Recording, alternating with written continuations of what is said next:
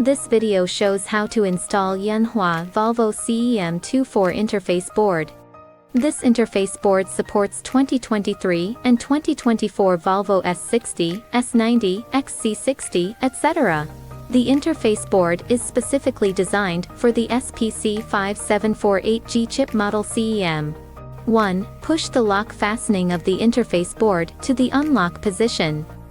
Find the interface board installation area on the CEM according to the visual positioning mark on the interface board. 2. Align the interface board with the CEM socket and align with the two positioning holes.